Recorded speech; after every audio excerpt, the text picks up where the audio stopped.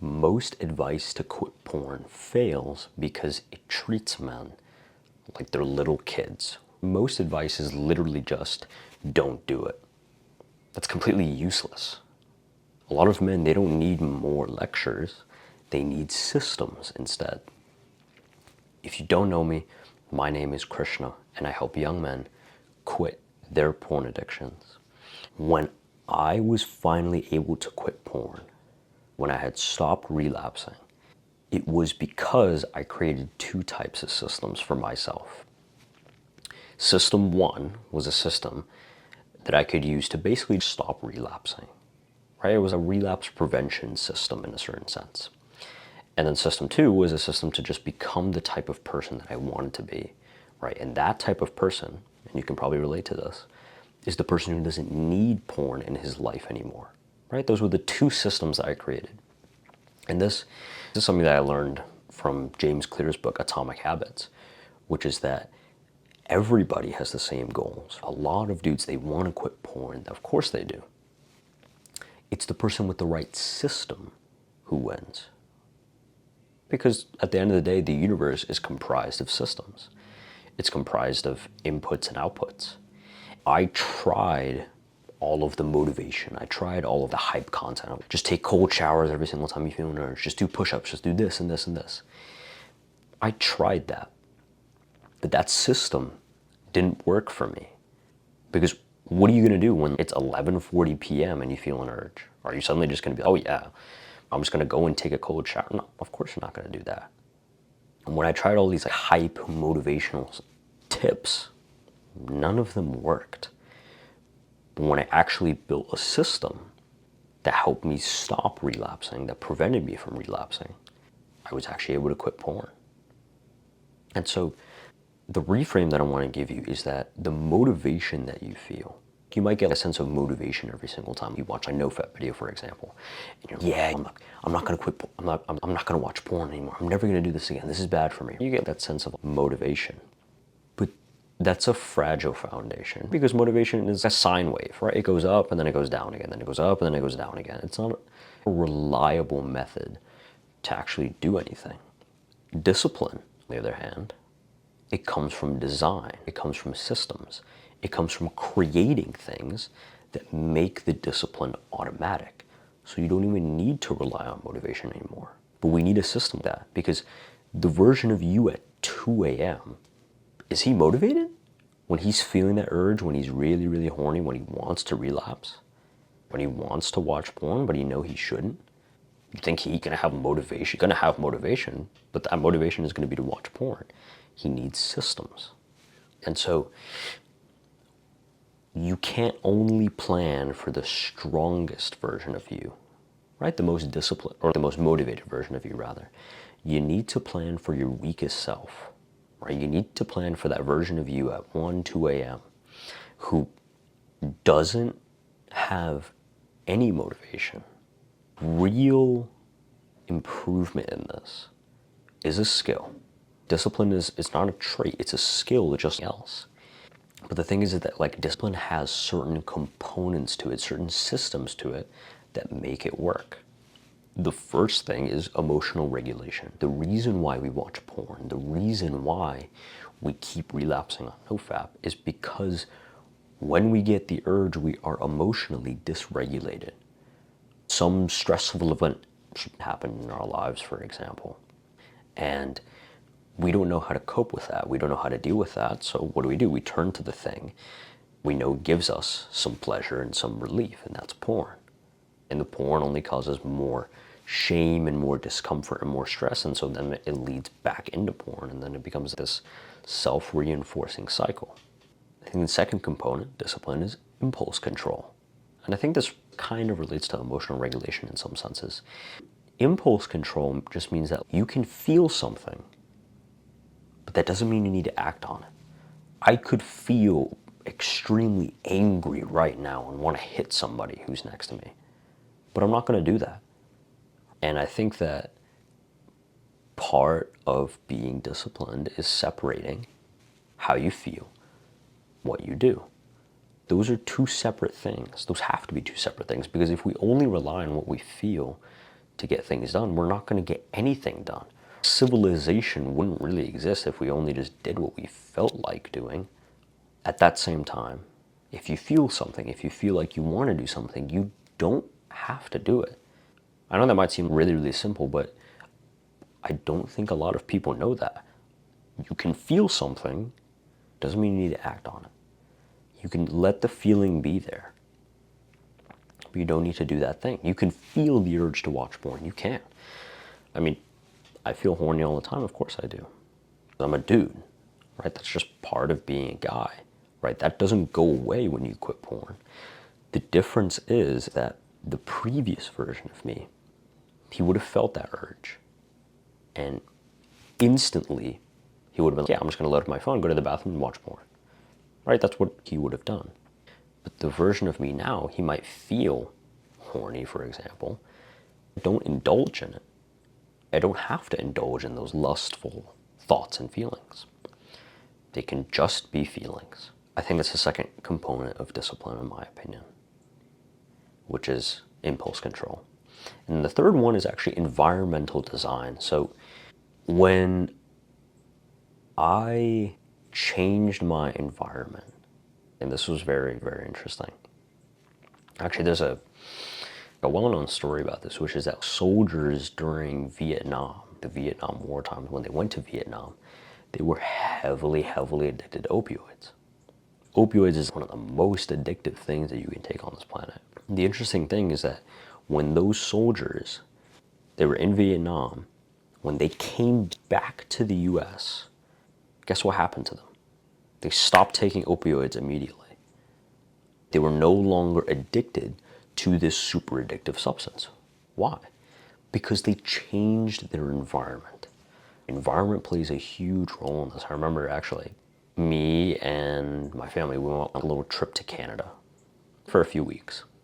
I think it was 2-ish weeks. And during that time period before, I was relapsing probably every 3 or 4 days. I would tell myself, it's like, hey, I'm gonna quit, I'm gonna get to day 90, I'm gonna do this and this and this. 3 days later, I'd relapse. And right after I relapse, I'd feel the shame. I'd be, okay, this was the last time, I'm never gonna do it ever again. 3 days later, I'd relapse. That cycle continued over and over and over again. But when I went on this trip for a few weeks, I didn't watch porn at all for 2 weeks. That was huge for me. That was huge growth.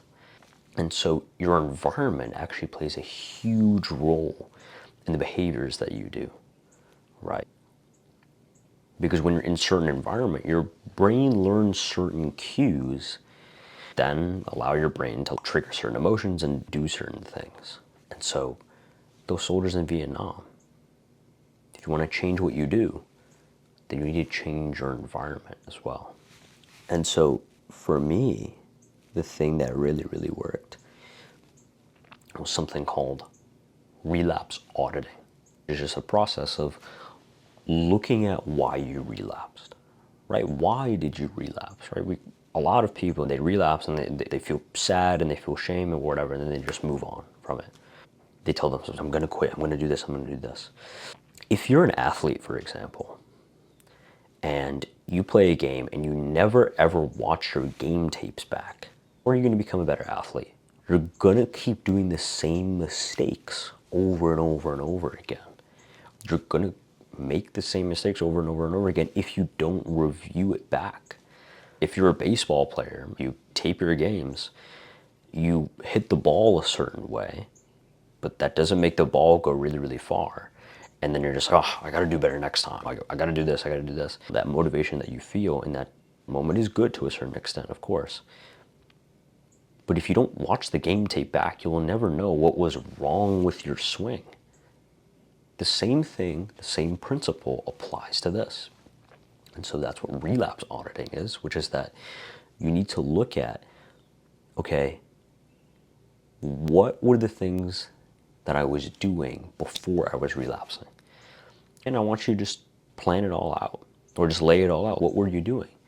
Where were you? What were you doing? What were you feeling? Why were you doing that thing?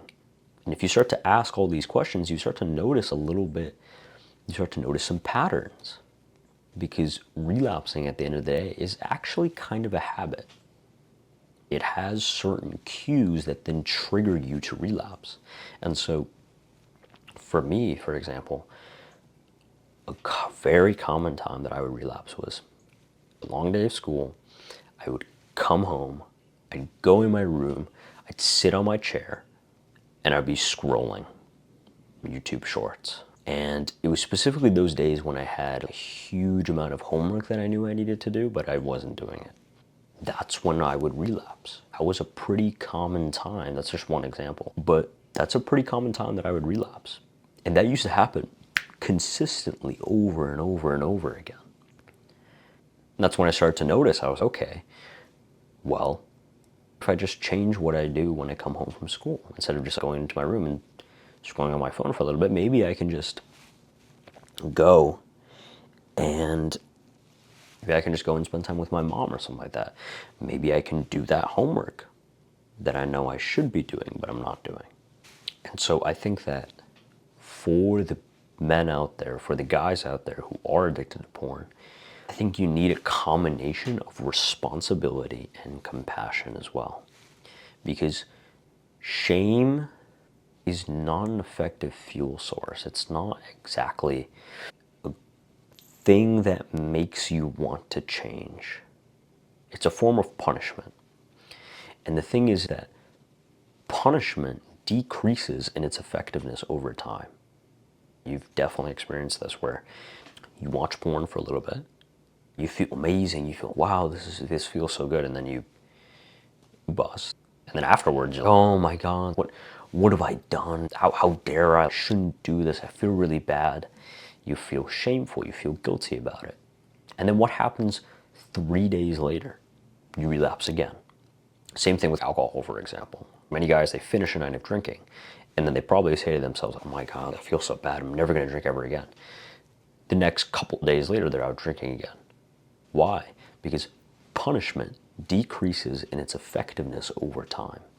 And so instead of shaming yourself for it, take responsibility for it. Take ownership of it. Hey, I messed up. And that was not aligned with who I want to be. There's this quote from, I think it was Marcus Aurelius, who said, be strict with yourself and be kind with others. And I think I would just add a footnote to that, which says, comma, and also be kind to yourself. Because you can have high standards and you can also be really, really kind. Because if you're watching this, you actually kind of have high standards. Because what's your inevitable goal? Your inevitable goal is to not watch porn anymore. Your inevitable goal is to fully quit porn addiction. I think a lot of guys, they fall into this trap of they expect to do it immediately. They expect it to happen just like this, and they go from watching porn 3 times a day to never watching it ever again. That's a belief and a goal that a lot of people have. Now, I'm not saying that that's not a good thing, a good goal to have. It definitely is. But I would also encourage you to understand that you're gonna fail a couple times. You're gonna relapse a couple times. That's, yes, is part of the process. Now, should that be a permanent part of the process? No, you wanna actively decrease the amount of times that you relapse. Of course you do. You don't want to actively try and relapse. You want to actively try and not relapse. But when you do relapse, you can treat it as data. You can treat it as, oh, okay, I messed up. Why did this happen? And what can I do better next time? We don't try to relapse. We try to not relapse, not do any of that stuff. But if we do, we change the behavior so that we don't relapse in the future. And so you can be strict about that, but you can also be kind to yourself when you do mess up. You don't have to shame yourself unnecessarily. You don't have to go attack your character in any way, because there's nothing wrong with your character. Again, I'll say this, you're not broken. You're not broken, you're not wrong in any way. I get it, I was addicted as well. You can say to yourself, it's, hey, we messed up. How can we be better next time? You don't have to focus unnecessarily on what went wrong. focus on making it right. And so the actionable step that I would give you is to build a sort of relapse prevention system. Maybe it's not using your phone after you come home from school. Maybe it consists of having a consistent nightly routine so that you can actually go to bed properly. Maybe it consists of making a timetable, blocking out every single part of your day, being, okay, this is when I'm going to wake up, this is when I'm going to work out, this is when I'm going to go to school, this is when I'm going to do this. Because structure and systems will give you more benefit than just brute forcing your way through this.